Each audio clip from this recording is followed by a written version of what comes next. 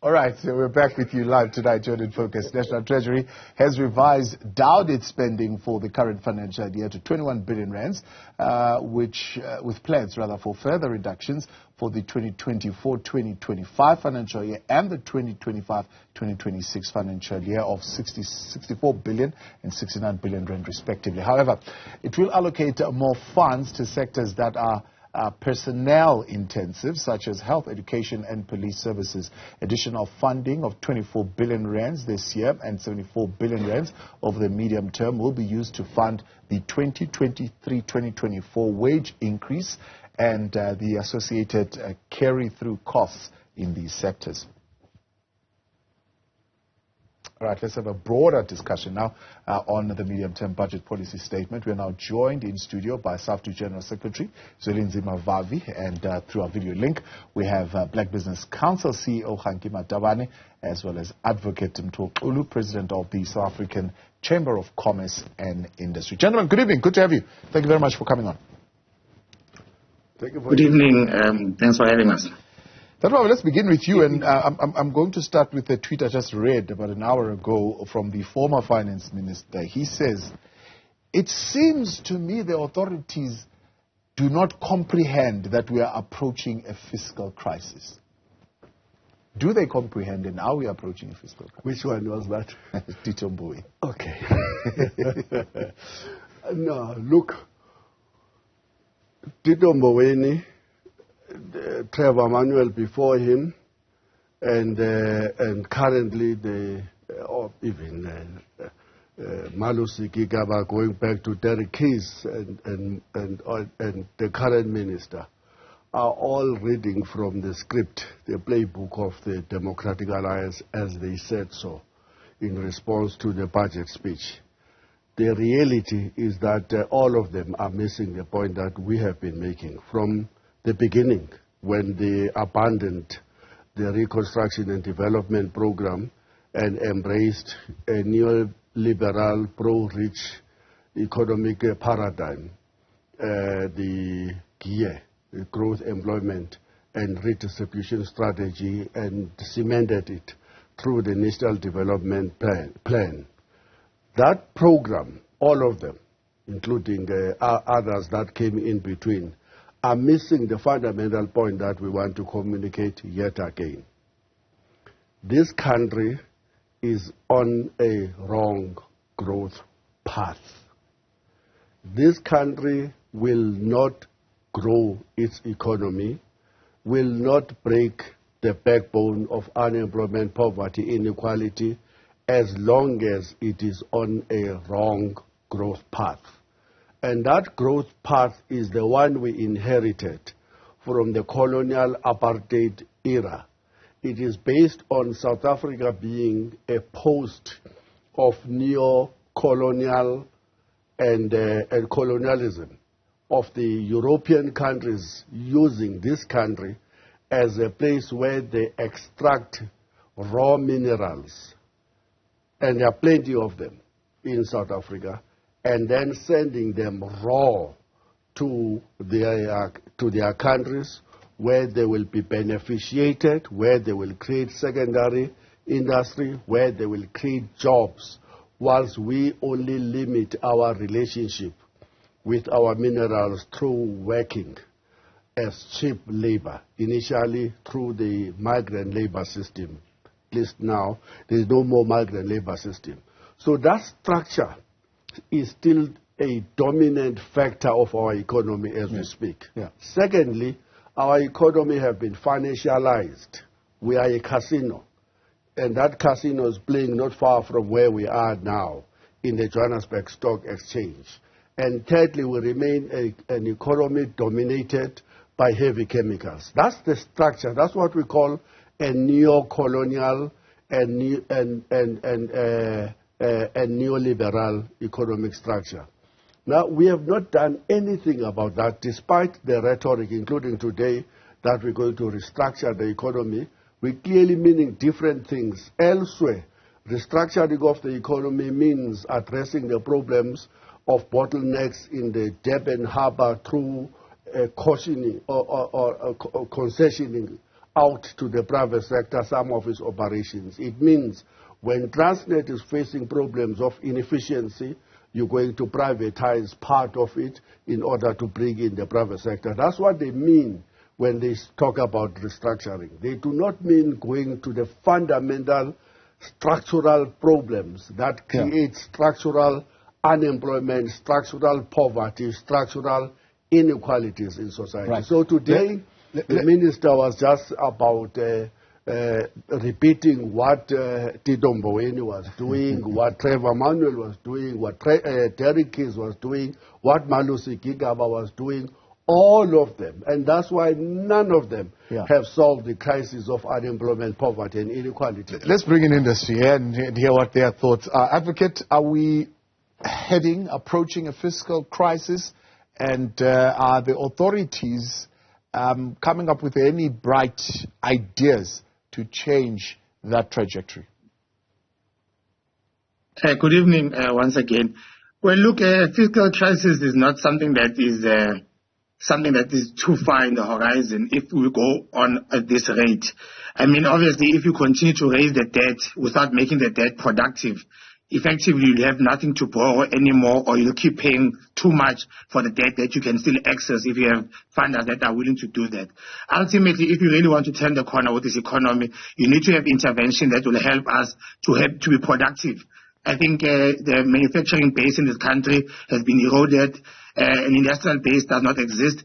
And that's what you would have expected, that if you have a policy statement that looks at the medium term, you want to look at about how do we unlock innovation and entrepreneurship. By the way, nothing was said by supporting of entrepreneurship and SMEs and unlocking innovation at that level. So to continue to sustain the state coffers by debt on its own will not be helpful, because you're just going to be moving these assets around, but you don't bring into place new productive energy. And we don't see that in the policy statement today. Yeah. So ultimately, if you continue with just raising debt, you are going to face a fiscal crisis, because you don't have enough of your own generating and productive assets that would have come from entrepreneurship, which is not supported by this policy statement. So the last time I spoke to you, you were concerned, for example, about decisions that are being taken at the power utility, leadership changes and so on and so forth. What we're hearing from the finance minister, at least in the medium term, is that they are pinning their hopes of growth on electricity and logistics reforms. I heard somebody saying we wouldn't be, for example, in this situation where we projected a particular revenue and we couldn't reach it if, for example, the lines, Transnet were working. We secured those lines. Mining companies were sure that they can dig up the stuff, put it in, it will get to the port, and it will get to where it needs to be, of course, to the point that Tatu Vavi was raising. But is that the only hope that we have?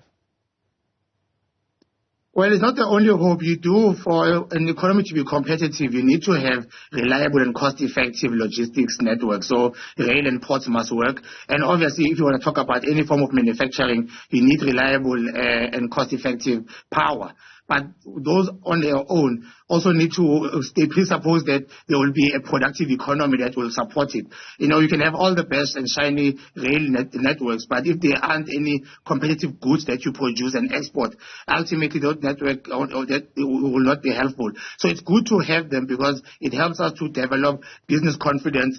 But you also have to create an industry that is willing to manufacture, convert, and provide value-added goods, so that eventually you have high-value goods that are being exported on the drain, and also high-value goods that are produced and energized by a reliable ESCOM or any other player that will come into place. So I think it's a combination. You need the basic fundamentals of working SOEs like Transnet and ESCOM, but you need to start investing more on unlocking entrepreneurship and value-added goods, and making sure that the economic activity is broadened, because on its own now we have a shrinking pool of people who are active. Even if Transnet can work, you don't have any new mines coming up, you don't have any value addition on the commodities that we are strong at, and therefore you don't create other industries such as services industries for a growing manufacturing base. So ultimately, economic growth will come from unlocking businesses to be able to thrive locally, taking advantage of whatever natural resources. And obviously, it's a no-brainer that you must have reliable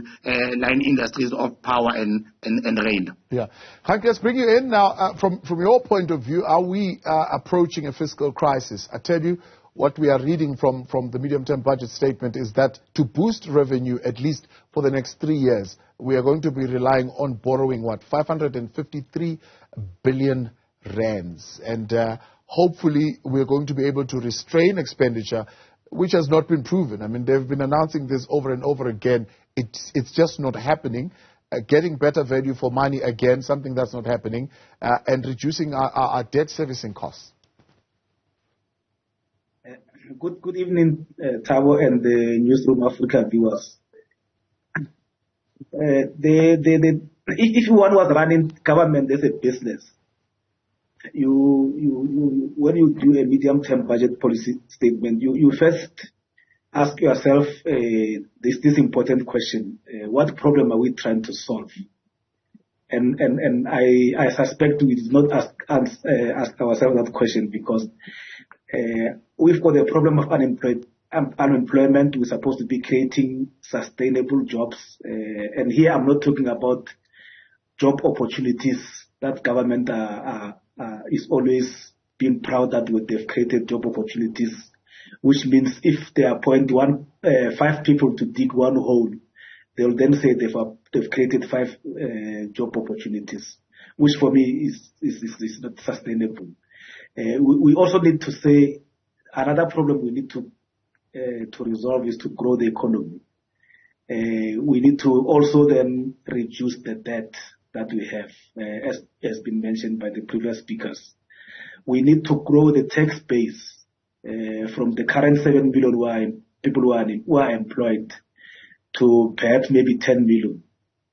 And as you may have heard, SARS commissioner is not able to meet the targets because the tax base has been eroded. There are just very, very few taxpayers, individuals and companies. So when you have that problem, you then say, how do I resolve that problem? And you should then go to the National Development Plan, which is assumed to be the current economic plan of government. The National Development Plan 2030, and we are now left with 6 years. It is anticipated that we need to support small business because small business are supposed to create 90% of the 11 million jobs that are envisaged in the NDP 2030. So the question that you then have to ask yourself is, where in this medium-term budget policy statement, where is that solution? So where we are sitting, when we look at the statement, we don't see any solution that says this is how I'm going to support small business, this is how I'm going to support black business, this is how I'm going to support the youth-owned businesses, women-owned businesses, businesses owned by people living with disabilities. It is not there in the budget at all. So it means in the next 3, 4, 5 years, there has not been, we're not going to have any plan or any support for small business. And then it means the 90% of the 11 million jobs envisaged by the NDP, which is a policy of government, are not going to be created. The second issue, the minister spoke about the reconfiguration of the state. Yes. We've been hearing this thing for the past, maybe 10 years.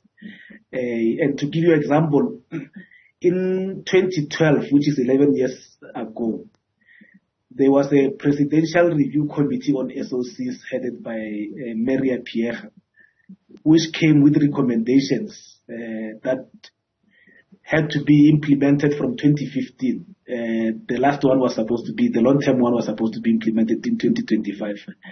Nothing has been done with that. And we hear again today that we're going to reconfigure the state and on all those type of things. So for us, the other bigger problem is that we are not able to implement. We're extremely good at talking. Right.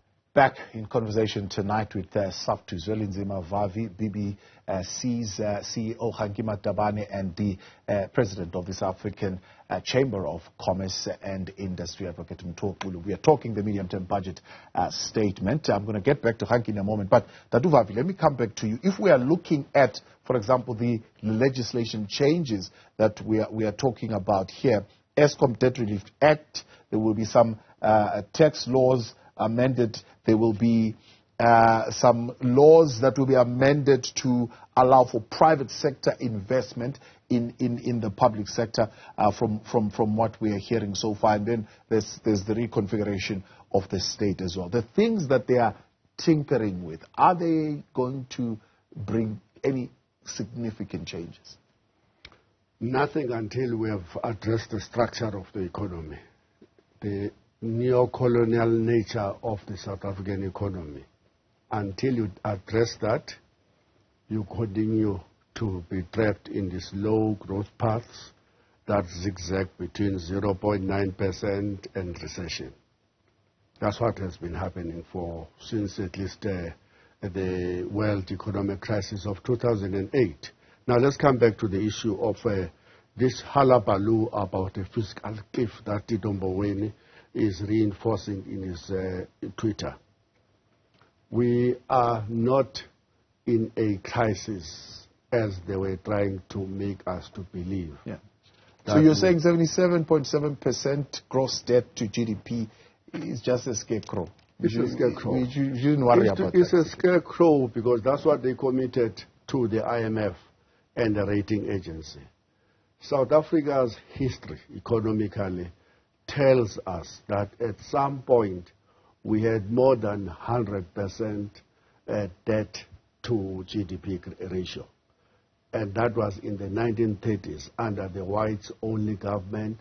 The only time we had a sustained economic growth that created millions of jobs and built Eskom, SAA, Transnet, Prasa, Dinel. All the infrastructure we have today was created in that period when we had more than 100% GDP. The issue of the debt and its repayment is not an issue. The issue is, what are you borrowing the money for? If you're borrowing the money so that you can pay pensions, salaries, social services, eventually you're going to face a fiscal cliff. Yeah. Eventually. Yeah. The debt is going to become a problem.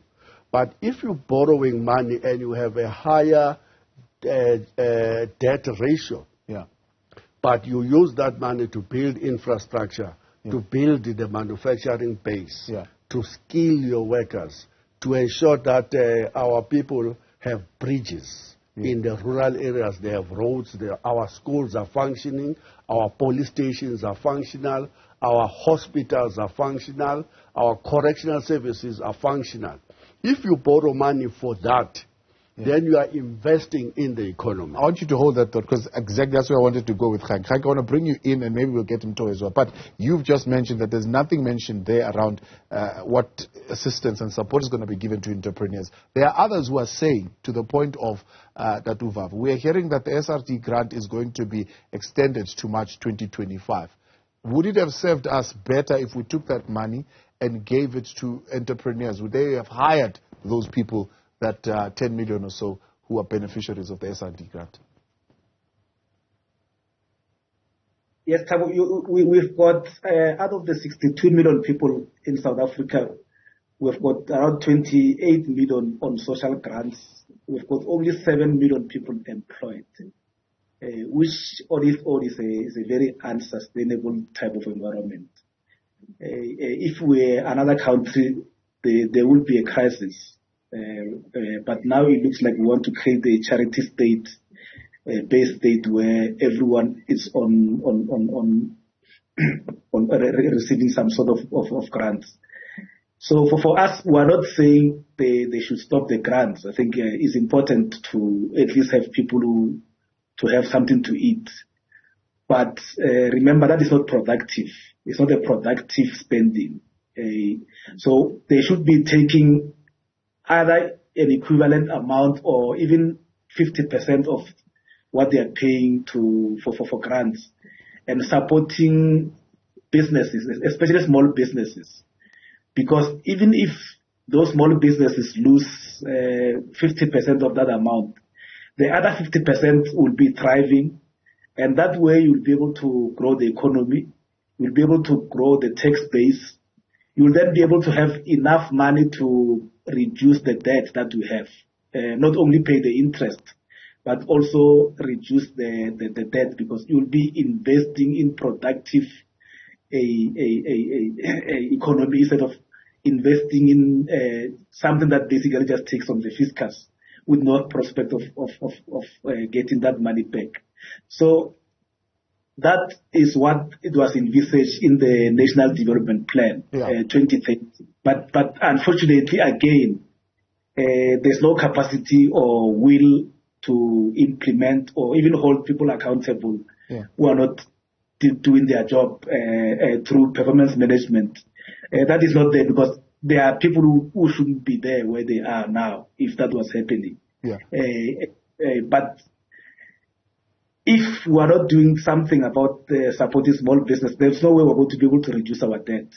But SARS will also, all the time, the commissioner will struggle to balance the books, and ultimately at the end of the day, not now obviously, but sometimes in the future we may have to depend on IMF and the World Bank, and we'll be in trouble. That's when we'll have lost the country.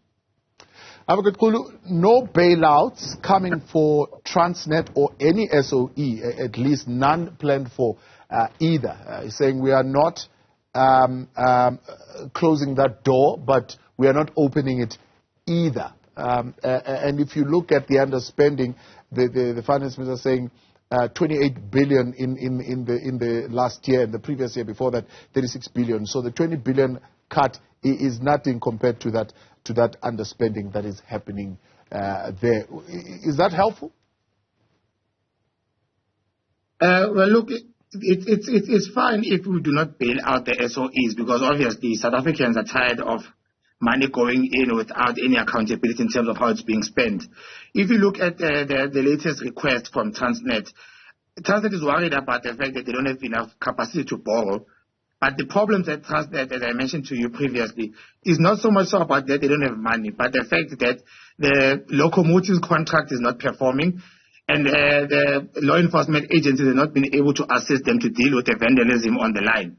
So maybe some of the solutions that Transnet is actually calling for don't actually need money to be pumped in. It's just for us to understand of what must be fixed in terms of protecting, obviously, the lines. How do we recover on the locomotives contract, which I believe can be done at the head of state level.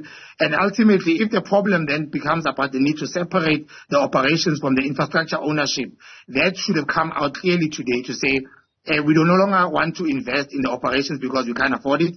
So we continue to control the policy, direction, and the ownership of the infrastructure, and let those who are committed to the objectives of this country come in and operate and pay a royalty for using the line. So there are creative ways of saving these SOEs without giving them the money. But I think the seriousness of the Transnet problem should have actually been covered a bit more in this policy statement. And it just talks about the level of agency that was lacking from the policy statement. Because when you are dealing with a crisis, they've had the turnaround plan from Transnet for 2 weeks now, and very little actually came out from this policy statement. So it's not always about bailout in the financial sense. I think it's also about bailout in the sense that you give proper direction of intervention that are necessary to unlock the productive capacity of the business in the private sector. Yeah, that's why I want to talk, because part of what we heard from your spokesperson yesterday is that part of the things that you are calling for example, is the reversal of the tax incentives that is given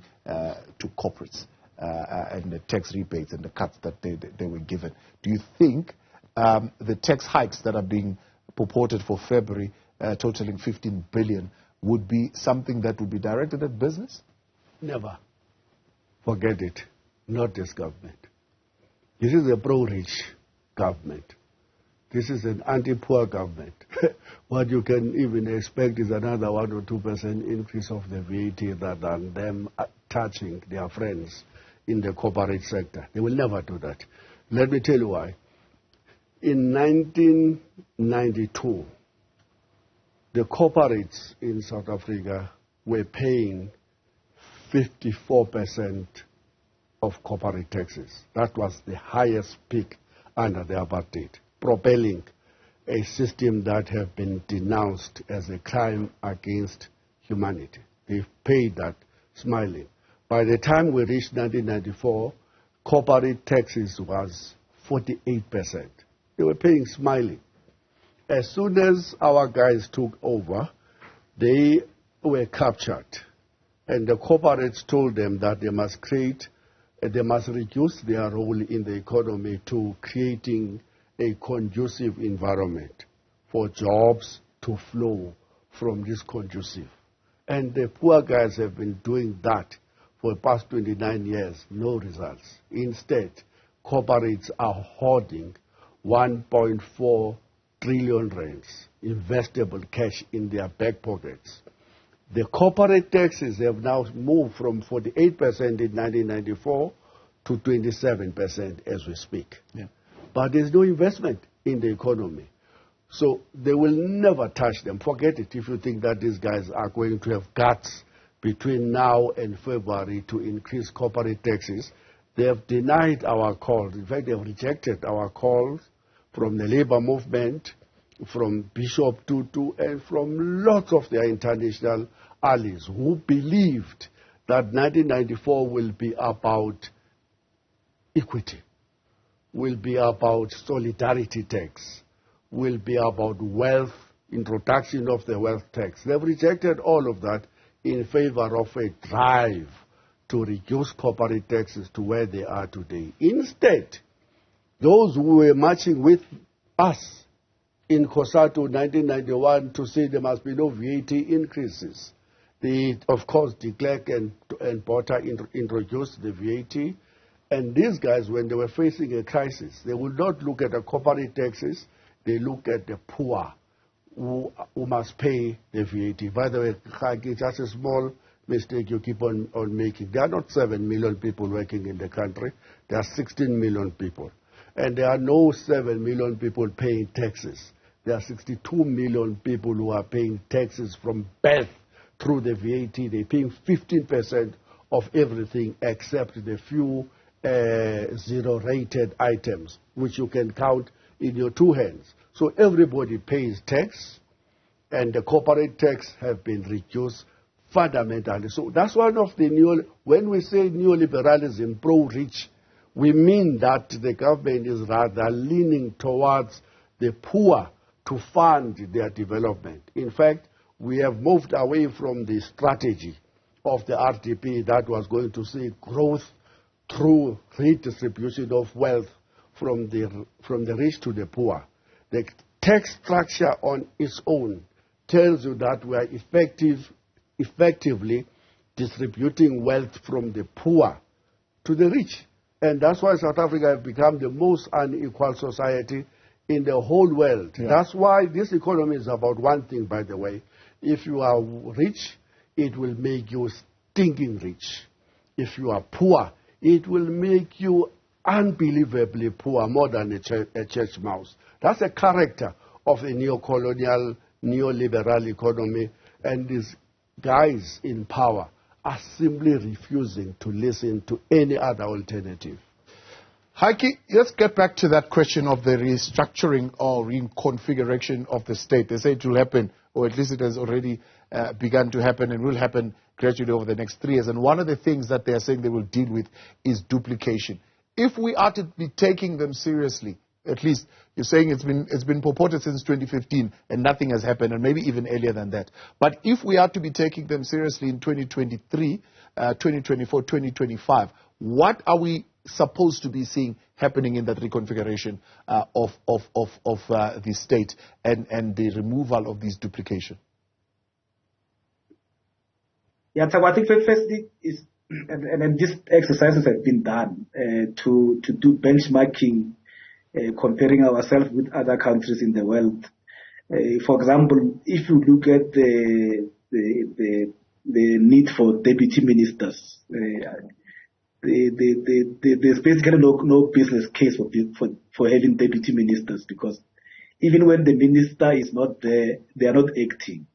So I really don't know what is the purpose of having deputy ministers there. So you can remove that layer. If you remove it, you basically remove so many people, and you can cut so many billions there, recurring as well. That is one. On the SOCs, they have been, if you read that Presidential Review Committee report, they've identified a lot of SOCs that needs to be either closed down, sold, or consolidated, because they've identified a lot of duplications. But that was in 2012, and nothing was done. So that's why I'm saying I'm not confident that much will be done, because there's no evidence that points to a different direction. The evidence that we have that is available to anyone who wants to see it is that we do a lot of talk, but there's no action. Yeah. The other issue I wanted to raise is, for example, again on implementation. We've been talking about the public procurement bill for the past 5 to 10 years. Yeah. Even now, that bill is still not anywhere closer to be finalized, which then tells you there's no caring of creating opportunities using state resources or utilizing state procurement for small business.